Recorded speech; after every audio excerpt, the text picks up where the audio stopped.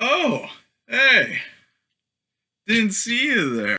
Hello and welcome to my schnazzy recording studio, which just happens to be my bedroom with the sheet tossed over the window there to help soften the ambient light. Anyways, before we get into the, let's say, lesson today, um, I'm going to go over the homework. I've already been contacted by several of you guys over it, and hopefully I can quell some of the confusion. I'll be using my super snazzy high-tech display device. All right. So to answer some of your guys' questions, there will be no homework for this class. Don't worry, don't stress, chill. All we'll be doing right now, we're in week 1. All you've got to do is read chapter 11. Done. Move on, do something else. Week 2, we'll be moving on to chapter 12. Week 3, chapter 13. Kind of see a pattern here. Anyways, at some point, I'm shooting for the end of week 3, we'll be having an exam. That'll be the only time I'll be assigning something to you. Follow the study guide. I'll make that available to you like about Friday. Basically, if you can do the study guide to the T, that's essentially exactly everything you're going to see on the exam. If you can answer the study guide, you're going to pass the exam. Email is probably one of the worst forms of contact in terms of trying to get a hold of me. Honestly, just shoot me a text message, or if you're brave enough just to even make a phone call, you might want to text me first and be like, hey, is this a good time? If your question can't be answered simply via text, I'm not always by my computer or my laptop, so whereas I pretty much always have my phone on me, so if you want quick, immediate responses, text message is probably your best form of contact. You're probably going to want to print out the syllabus. That's essentially going to function as your roadmap for the rest of this course. Alrighty, so with that out of the way, who's ready for some craptastic early 2000s jump cut editing by me? Alrighty, gang, you're going to want to buckle up. Sir, had you better buckle up? Buckle this! And in the famous words of Captain Tennille, Get it on! so race is a socially constructed concept. It varies from culture to culture, meaning that someone who might be considered black if they're living in Alaska might take a trip to the Congo and the people there might call him white. Ethnicity is a term that describes shared culture, the practices, values, and beliefs of a group. Stereotypes are oversimplified generalizations. They can be positive or negative. So, for example, say your whole life you've just read nothing but like bedtime stories and you've read Goldilocks. And you're like, okay, so little blonde girls carrying baskets full of food are nice, sweet people. Okay, so say you go to Norway, and the first time you interact with some blonde-haired, blue-eyed girl, you're thinking, maybe she'll give me treats. See, that's a nice thing. You're not expecting any sort of imminent danger or doom to be bestowed upon you in that interaction. Prejudice is essentially a stereotype, but almost always negative. So, prejudice, prejudge. Before you even see someone, you make a judgment about them based on defining characteristics that you look at, intake, digest, and then make an assumption. Racism. Racism is prejudice based on race. Pretty simple. Discrimination is acts against someone or a group of people. Discrimination can be based on anything, pretty much. So you're a business owner, and a guy with a pink shirt walks in, and you're like, hey, I don't like your pink shirt. Get out of my business. That would be discrimination. And that would be blatant discrimination. Whereas if you had just told the guy, please leave, you would have to then prove, well, he kicked me out because I was wearing a pink shirt. There are 3 types of discrimination. There's individual, institutional, and structural. Individual, it's pretty self-explanatory. Institutional, it can be done by any major institution like the military-industrial complex, banks and their lending practices, schools, even churches. Examples of this might be when, like, a bank won't issue a loan to someone based on, say, their skin color or their gender or sexuality, something like that. That one's pretty easy to identify. Structural discrimination is essentially the same as institutional, but said to be race, gender, etc. neutral, which inadvertently ends up affecting minority groups anyways. So for example, a bank might not loan to someone who might have a low credit score. Well, typically minority groups tend to have lower credit scores than the majority group.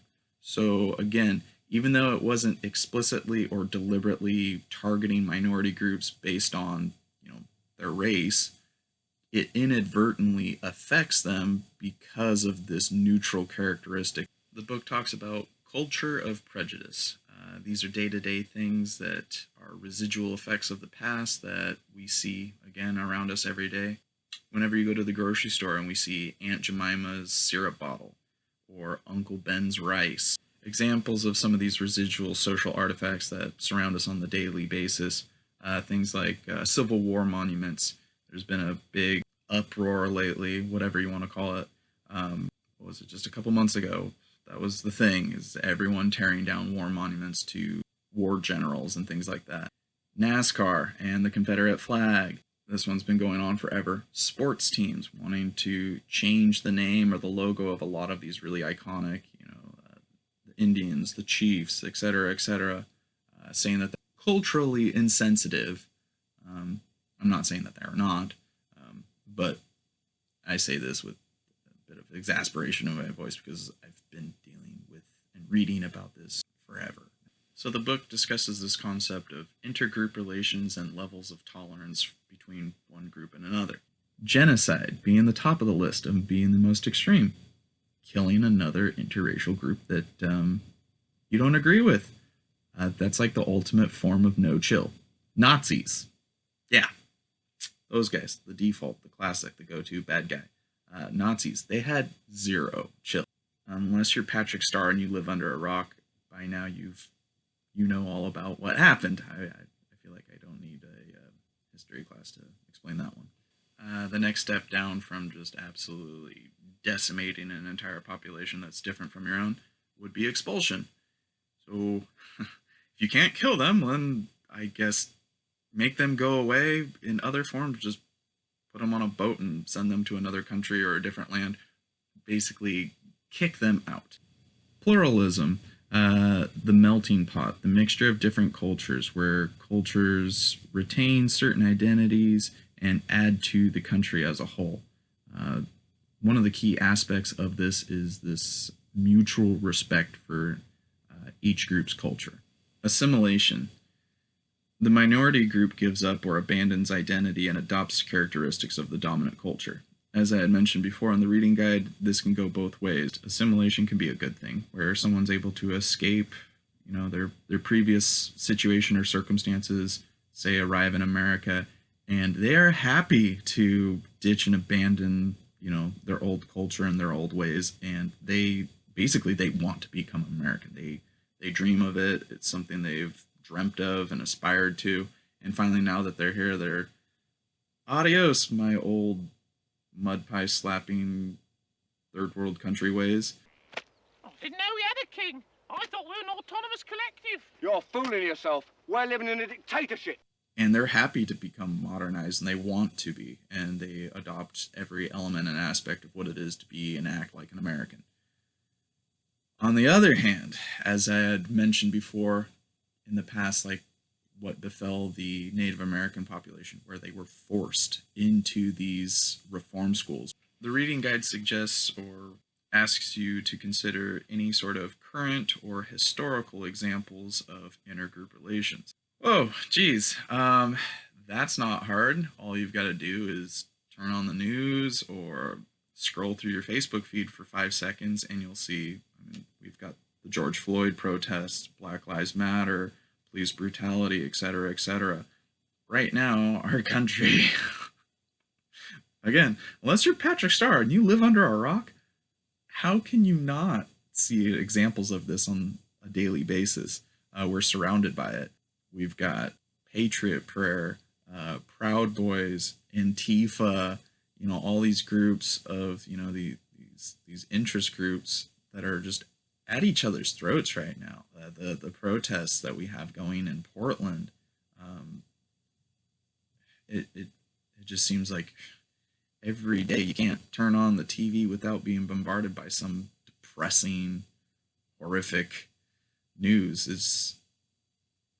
We're surrounded by it. We're just inundated by it. And lastly, the reading guide suggests that you consider how you might compare and contrast different experiences of various ethnic groups in U.S. history. There are 6 major ethnic groups: Native Americans, African Americans, Asian Americans, Hispanic Latino Americans, Arab Americans, and white ethnic Americans. These are German, Italian, Irish, and Eastern European. So for these 6 major ethnic groups, I'm not going to go into full detail about their experiences, how they came to be here, etc. The book actually does a really good job in detailing that, well enough for our purposes.